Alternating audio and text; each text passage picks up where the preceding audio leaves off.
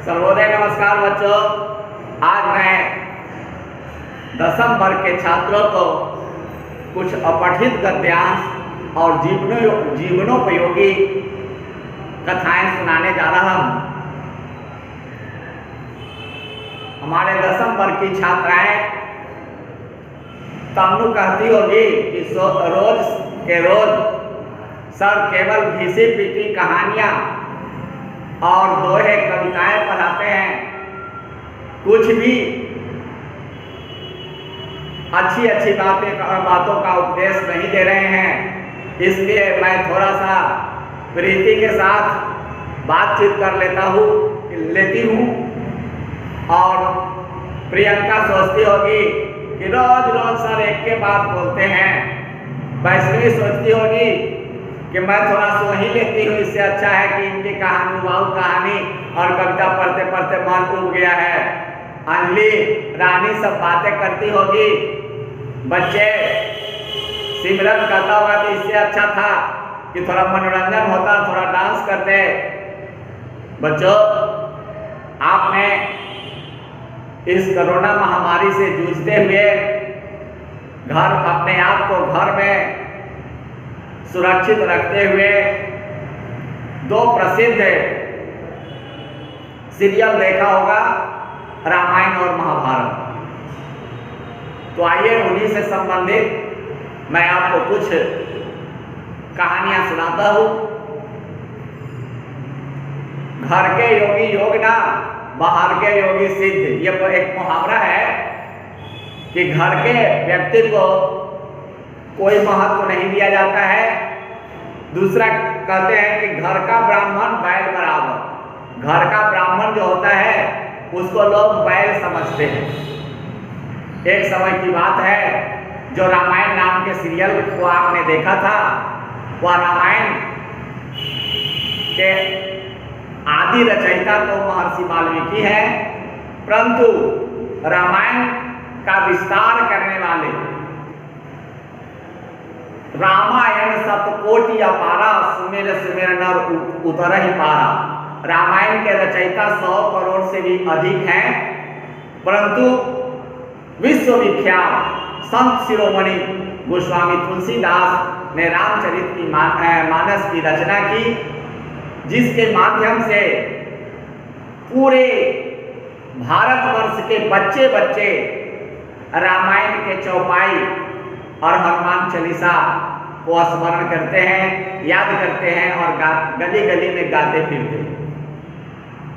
ऐसे संत शिरोमणि गोस्वामी तुलसीदास एक समय काशीपुरी में संत जनों के साथ सत्संग कर रहे थे। कुछ विद्वानों के साथ शास्त्र चर्चा कर रहे थे। उस समय दो देहाती आदमी तीर्थ यात्रा करने के लिए काशी में पहुंचे। वे दोनों गोस्वामी जी को देखते ही उनको पहचान गए, क्योंकि वे दोनों गोस्वामी जी के गांव के ही थे, राजापुर गांव के थे।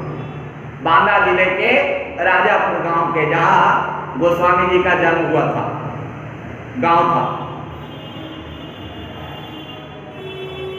वे दोनों भी वहां गोस्वामी जी के पास आ गए और गंगा स्नान करने काशी में गए थे। दोनों ने तुलसीदास को पहचान लिया। तो उनमें से एक देहाती ने कहा कि अरे भैया,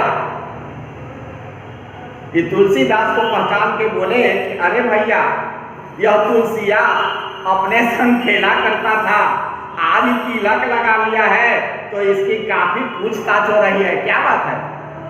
दूसरे देहाती ने भी हामी भरते हुए कहा, हाँ भैया, यह तो पक्का बहुरूपिया है, बहुरूपिया।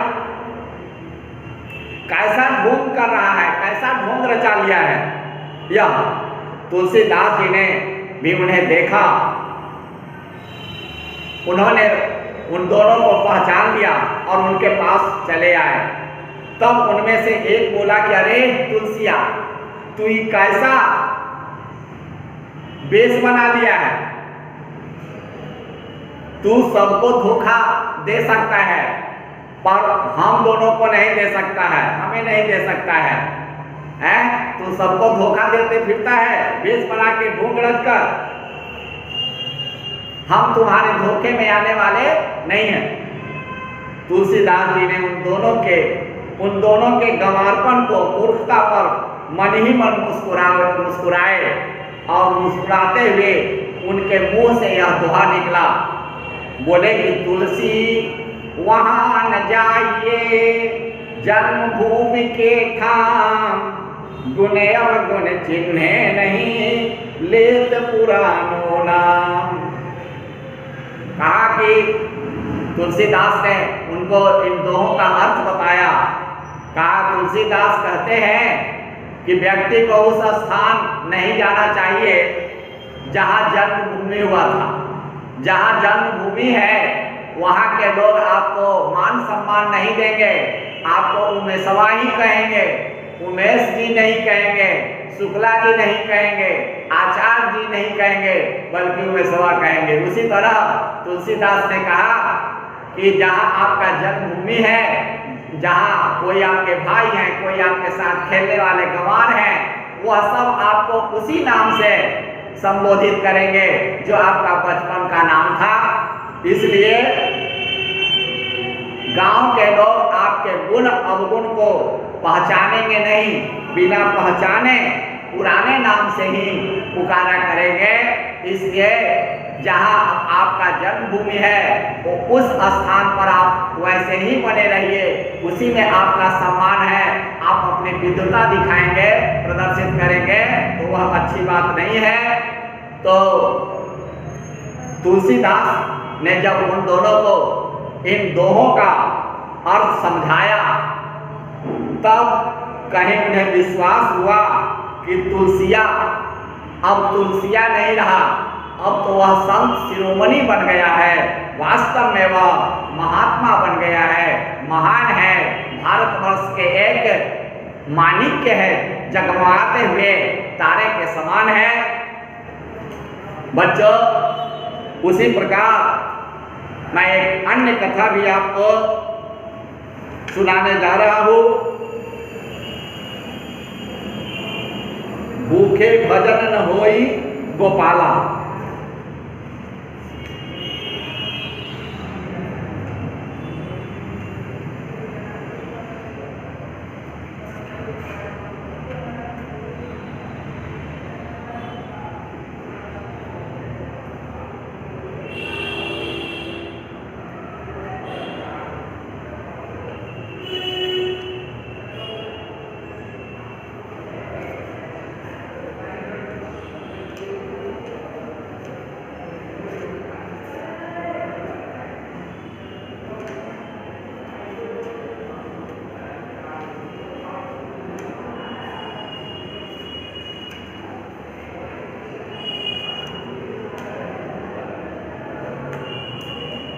बच्चों, एक समय की बात है कि गौतम बुद्ध एक बार अब्बाली गांव गए थे। वहां उनके उपदेश सुनने के लिए हजारों ग्रामीण उपस्थित हुए थे, वहां पर पहुंचे हुए थे। गांव का एक दरिद्र किंतु कर्मठ एक किसान भी उनके पास आया। उसने उन्हें प्रणाम किया। बुद्ध देव को का उपदेशामृत पान करने की उसकी बड़ी इच्छा थी। वह बुद्ध देव के उपदेश रूपी अमृत को श्रवण करना चाहता था, किंतु दुर्भाग्यवश उस किसान का बैल खो गया था। वह उसी चिंता में था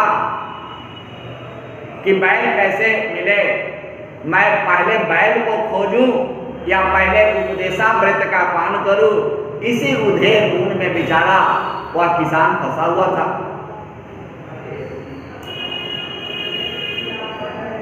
वह धर्म संकट में पड़ गया कि क्या करें, पहले बैल ढूंढे या पहले उपदेश सुने। अंततः उसने सबसे पहले बैल ढूंढने का निश्चय किया और वह वहां से चला गया। संध्या का समय था। बैल मिल जाने पर थका और भूखा प्यासा वह कृषक उसी स्थान से निकला। उसने पुनः बुद्ध देव के चरण छुए और इस बार उसने उनका उपदेश सुनने का ही निश्चय किया। जब बैल खोजते खोजते दिन भर का थक गया, जब बैल मिल गया और बैल लेकर जब वह किसान अपने घर की ओर जा रहा था, तो जहाँ पर भगवान बुद्ध उपदेश दे रहे थे उसी मार्ग से जा रहा था। बैल मिल जाने के बाद किसान ने सोचा कि मुझे अब भगवान बुद्ध का उपदेश श्रवण करना चाहिए, और वह भगवान बुद्ध के पास गया। उपदेश सुनने की इच्छा से उनके चरण स्पर्श किए। इस बार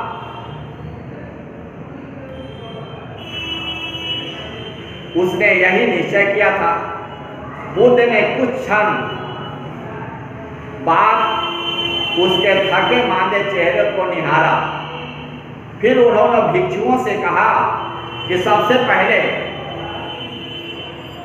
इस किसान को भोजन कराओ। उसकी उदर ज्वाला शांत होने पर बुद्ध देव ने उपस्थित जन समुदाय को संबोधित किया। कृषक ने एकाग्र मन से उपदेश सुना और अपने घर चला गया। उनके शिष्यों ने किसान को चले जाने पर आपस में कानाफूसी करने लगे।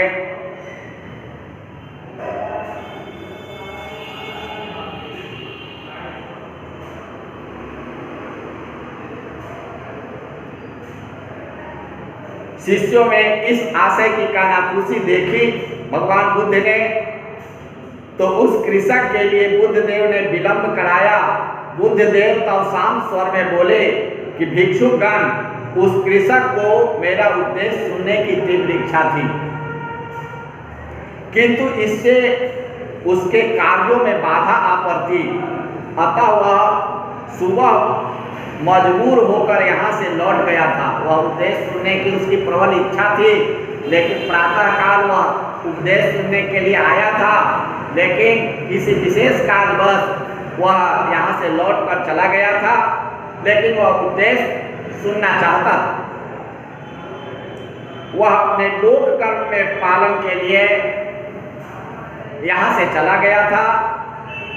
लोक कर्म का पालन हेतु सारे दिन वह भटका और क्षुधित होते हुए भी, भूखा होते हुए भी मेरा उपदेश सुनने के लिए चला आया। यह उसकी प्रबल उत्कंठा थी उपदेश सुनने की।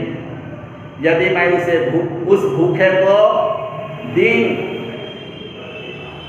उपदेश करने लगता, यदि मैं उस भूखे को उपदेश करने लगता, तो उसे वह अच्छी तरह से उपदेश ग्रहण नहीं कर पाता।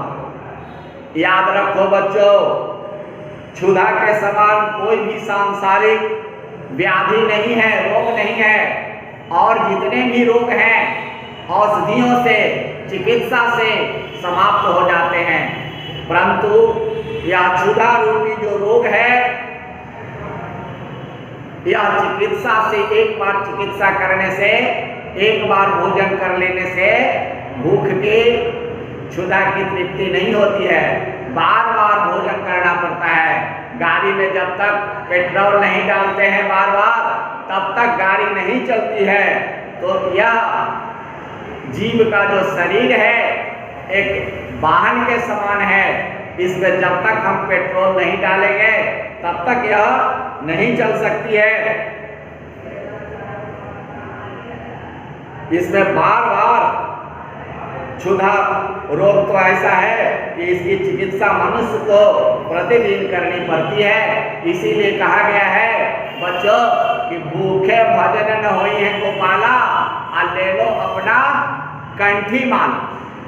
क्योंकि व्यक्ति सब कुछ करता है, चोरी करता है, बेईमानी करता है, सब कुछ करता है इस क्षुधा की तृप्ति के लिए, शांति के लिए। इसलिए यदि भूखा व्यक्ति कोई पाप करता है तो वह पाप नहीं कहलाता है। क्षुधा की शांति जब हो जाती है तभी सभी कार्य अच्छी तरह से संपादित होते हैं, और नहीं तो भूखे पेट कुछ भी नहीं होता है। बच्चों, आप इस कहानी को, मुहावरे को समझें कि भूखे भजन न होइए गोपाला, ले लो अपना कंठी माला। शिक्षक लोग भी आपकी सेवा करते हैं, आपको शिक्षा देते हैं, परंतु जब तक आप उनका सहयोग नहीं करेंगे तब तक उनको शिक्षा देने में मन नहीं लगेगा। धन्यवाद बच्चों। मैं इन्हीं शब्दों के साथ अपने वाणी को विराम देता हूँ।